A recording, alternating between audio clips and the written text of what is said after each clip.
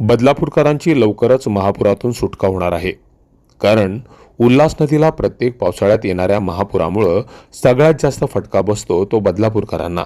मात्र आता रायगड जिल्ह्यातील आणि कर्जत तालुक्यातील मोजे कुरुंग या गावाजवळ उल्हास नदीच्या उपनदी असलेल्या पोशीर नदीवर 339.56 दशलक्ष घनमीटर क्षमतेचं धरण बांधण्याच्या कामाला मंजुरी मिळाली आहे.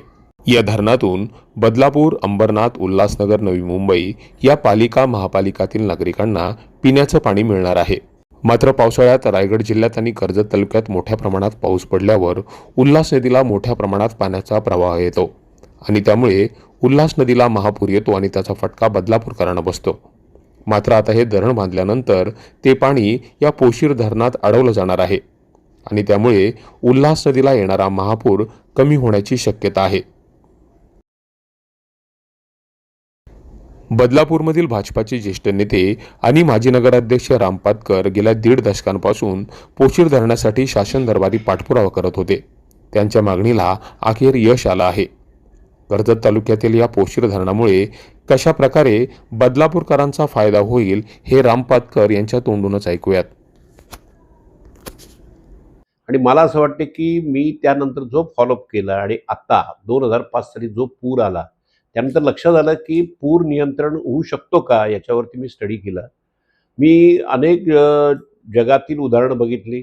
नेदरलँड शहराचं बघितलं, वुहान शहराचं बघितलं की नेदरलँड शहरामध्ये सुद्धा अशा प्रकारे समुद्र वर आणि शहर खाली आहे तरी उपाययोजना केला तर तो पूर नियंत्रण होऊ शकतो. त्यातला सगळ्यात महत्त्वाचा भाग म्हणजे आपल्याला डॉक्टर दीमा मोरे यांची माझी ज्यावेळेस भेट झाली ते म्हणाले की पूर्वी धरणं ही प्यायच्या पाण्यासाठी आणि इरिगेशनसाठी असायची. आत्ताची धरणं जी आहेत, आत्ता तुम्ही जो विचार करते पातकर साहेब तो हा नव्याने चांगला विचार आहे की होणारं धरण हे पूर नियंत्रणासाठी होईल. वरचं पाणी अडलं, आज काल पण आपण बघितलं तर जवळजवळ 300 मिलीमीटर पाऊस पडला वरच्या भागामध्ये आणि त्यामुळे नदीचं पाणी वाढत होतं आणि पूर येईल की काय अशी परिस्थिती निर्माण झाली. त्यामुळे धरण जर वर झालं आणि पाणी जर अडवलं तर इथे पाणी येणारच नाही.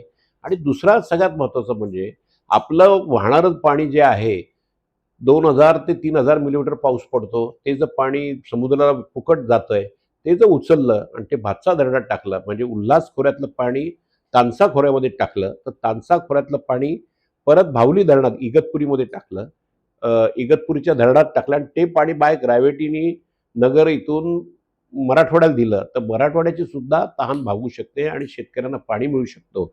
मला असं वाटतं हा क्रांतिकारी निर्णय देवेंद्र फडणवीस यांनी सुद्धा घेतला आणि त्याला त्या प्रस्तावाला सुद्धा कॅबिनेटमध्ये मंजुरी मिळाली आणि अशा प्रकारे हे 2 धरणं पोशीर आणि शिल्लार आणि हा पाणी उचलण्याचा प्रस्ताव ह्यामुळे मला असं वाटतं की भविष्यामध्ये ही दोन्ही प्रकल्प झाली तर पूर येणार नाही. आणि तिसरा प्रकल्प आपण जो मांडतोय उल्हास नदीच्या दोन्ही बाजूला मोठ्या भिंती बांधून आणि गॅब्रियल वॉल बांधून वॉटरफ्रंट डेव्हलपमेंट चौपाटीसारखं एक पिकनिक स्पॉट टुरिझम सेंटर बनवायचं आणि त्यामुळे चांगलं स्वरूप पण येईल, पूर पण येणार नाही आणि शहराला सुशोभित करण्याचं काम पण होईल.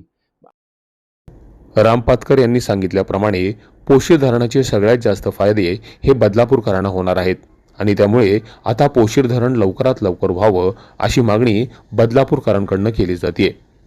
Public media, Badlapur.